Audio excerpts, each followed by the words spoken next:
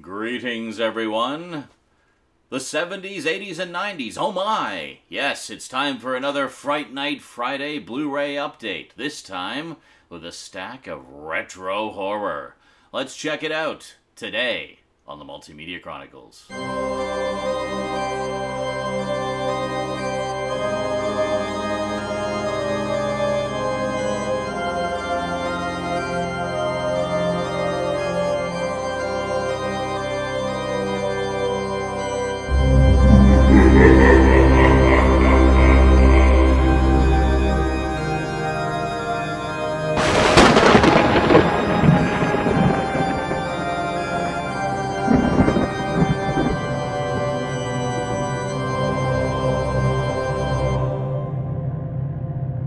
Welcome back. So I guess we'll go through these chronologically.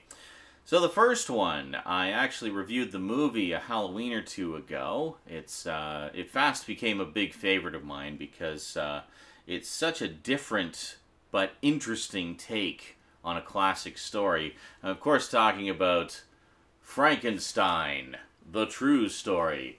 Now, those of you who watched that review might recall I said at the time, boy, I wish they'd put this out on Blu-ray because the period photography and set design and everything is really quite striking. And, well, Scream Factory to the rescue. We just got a Blu-ray release of it this year, and I couldn't wait. I just snapped it up as soon as it became available. Okay, so here we go. So as you can see, we have this lovely new painted artwork for the cover. It almost feels like this was originally intended to be a special edition, like one of their collector's editions, because usually they don't do new painted artwork like that unless it's going to be on a slipcover. But this one does not have a slipcover. And then if we take a look inside, same artwork on the disc. And the cover is actually reversible. So if you look on the inside there, if we just slip it out real quick here. If you look on the inside, we actually have the original artwork that was used on the DVD cover. And then different pictures for the back there as well. So, quite cool. Very nice.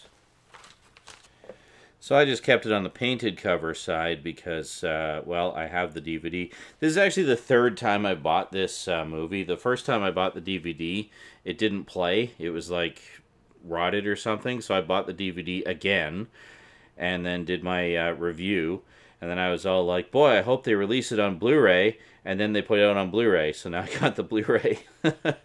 Oh well, this is the life of a collector, eh? So we do have some nice special features on here as well. It is the full two-part version as well. The original DVD actually edited them together into a single 3-hour-long movie. So this one actually presents it as a two-part story, as it would have originally been broadcast, which is pretty cool. And there's some new interviews and documentaries on there as well, so very cool. So there you go, Frankenstein, the true story. Definitely one to check out if you like the miniseries. It's great stuff. I love it a lot. Next up, from 1979, we have one that I remember. Well, how old would I have been when this came out? No, I was 7 years old. I was 7 years old when this came out. And I remember seeing the trailers on TV, and in particular, seeing the movie poster art in the newspaper. And as a 7-year-old kid, this thing just freaked me out. To the point where I've still never seen the movie. I now have it on Blu-ray. Dare I watch it? Yeah, I'm sure it'll be fine now, 41 years later. But I'm, of course, talking about Prophecy. Yeah. So this is, I don't really even know much about this. I've kind of deliberately stayed away from too much info about it to just kind of go in cold. I know Skinslip is a big fan of this movie. She's always really liked it. And yeah, once again, Scream Factory to the rescue. Decided to pick it up as soon as I saw it came out on Blu-ray and face that childhood fear. And there we go. Yeah, so the newspaper ads that scared the crap out of me basically featured this strange embryo creature. Find you. which just looked scary to me as a kid. So, yep, nightmare fuel. Gotta love it. So, not a ton of extras on here, but we do have some new interviews and stuff like that, and the original theatrical trailer. So, very cool. Now, if we just crack it open, there we go. Basically, I think it's the same pictures. Yeah, it's the same pictures for the back there. But it is a reversible cover, so we actually get a different version of the cover there. I think I saw this one in newspaper ad form as a child as well, and it also scared the crap out of me. But this is the cover I most remember, just seeing this sort of weird embryo creature. So, yeah. So I look forward to watching this. So there you go. Prophecy, the monster movie. Not to be confused with The Prophecy, which was a series of movies starring Christopher Walken. Yeah, so expect this in some kind of Halloween review at some point, and I'll tell you if it was as traumatizing as I expected it to be as a strapping young 7-year-old. So, next up, from 1986, we have one that I rented from the local video store back in the day and thoroughly enjoyed for its absolute badness. This movie is basically a straight-up Alien ripoff, like, doesn't even pretend to be anything other than what it is. But it's, you know, the special effects are fine for what they are, you know, low-budget sci-fi horror. The creature in it is laughably awful looking, though, and the acting is absolutely horrible. And it has just an ear-destroying closing song during the ending titles. I'm, of course, talking about the perennial video store classic Star Crystal. Yeah. That said, for all its badness, I love this movie for all of its badness. I've actually watched this several times, and I don't know, there's just something about it that just tickles my fancy, and I can't get enough of it. So when I saw that it had come out on Blu-ray, I just had to pick it up. It's like, oh my god, Star Crystal on Blu-ray? Yes, please, bring it on. So there's Star Crystal. This is the original cover that was on the VHS release. And what initially caught my eye is just kind of cool and mysterious as to what the creature would actually look like. There is actually a reversible cover on this. We get a KL Studio Classics catalog. Just kind of gives you a look at additional releases. Very cool. I like how they just show you the covers. And that's pretty much it. That's all you need to know. You know what you want. And then the labeling on the Kino Lorber ones is never anything to write home about. Just a standard thing. But I'll just slide the cover out here. And you can see we have an alternate cover. This I remember seeing as the cover for the DVD release, which I kept waffling on picking up and never did. But I'm glad I waited, because now I have it on Blu-ray. But I actually prefer the original VHS artwork. I think it's a little more mysterious. And, I mean, the creature in the movie does not look anything near that vicious or cool or menacing. So I feel like it's kind of a misrepresentation. This actually is a little more accurate, funny enough. I mean, it's not just a giant disembodied eyeball, but, you know, it's more kind of slimy and gushy like that eyeball is. So there you go. If you're looking for some sci-fi horror that is gloriously awful in all of the best possible ways, treat yourself to Star Crystal. It's good fun. Next up, from 1989, we have a movie starring Freddy Krueger himself, Robert Englund. But it's not Nightmare on Elm Street 5, which also came out that same year. No, it's The Phantom of the Opera. Yeah, which is basically kind of a slightly different take on the classic Gaston Leroux story. Takes place mostly in, you know, the bygone days of yesteryear, but there is a little bit that spills over into modern day. So it's the same story but different, and with, you know, more modern makeup effects and whatnot. And I mean, it's Robert Englund as the Phantom, who looks very similar to Freddy makeup wise, but kind of different. So honestly, it's impossible to watch this and not see it as Freddy Krueger as the Phantom. Honestly, this isn't a great movie, but I grabbed it because I kind of liked it. I saw it back when it was new. I rented it, and I thought it was all right. And I mean, it's Robert Englund. I mean, even in like something that's cheesy and awful, Robert Englund, you know, is still going to be immensely entertaining in it. So, yeah. So I haven't actually watched this again since I saw it way back in 1989. So looking forward to checking this one out and reevaluating. And here we go. Yeah, gee, he totally doesn't look like Freddy at all in that, does he? Anyway, quite a lot of special features on here, as you can see.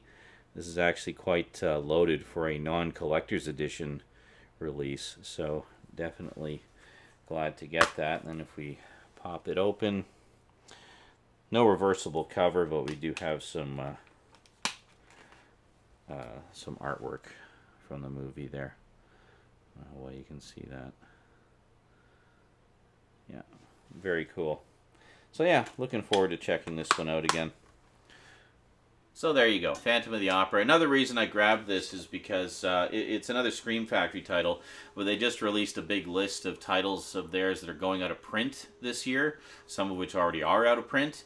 And this was one of them, and this was one I had been kind of waffling on for a while, so I thought, you know, I better, you know, grab it while I can, so I grabbed it before it disappeared forever. Next up is one that I originally saw on Laserdisc. Back in the early 2000s, there was a couple of eBay sellers that were essentially clearinghouses for MCA Universal and Pioneer, and had brand new factory sealed Laserdiscs for sometimes as cheap as $5 plus shipping. But if you ordered a bunch of them, you could get a discount on shipping.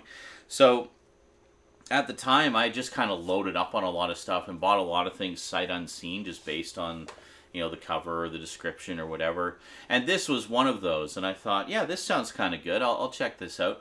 So I got it, and honestly, it kind of blew me away. It was like this fairly low-ish budget crime drama, murder mystery, horror film, and I really enjoyed it a lot. So what it was, I still have the Laserdisc, is Slaughter of the Innocents with Scott Glenn, who was in Silence of the Lambs. He also played Stick in the Daredevil series on Netflix.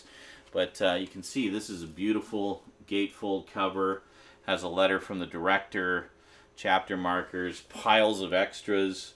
Yeah, it's got like deleted scenes and promotional materials, all kinds of stuff. So really, really cool. And was it Synapse? Yeah, Synapse Films recently put it out on Blu-ray. So I was like, well, yeah, I'd love to get that on Blu-ray. That was a great movie. So, yeah, Slaughter of the Innocents, directed by James Glickenhaus, and co-starring his son, who was, what's his name again? Jesse Cameron Glickenhaus.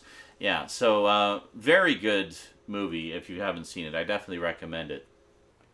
And here we go. Nice special edition. Synapse always does a good job on their releases. There we go. Quite a lot of special features on there.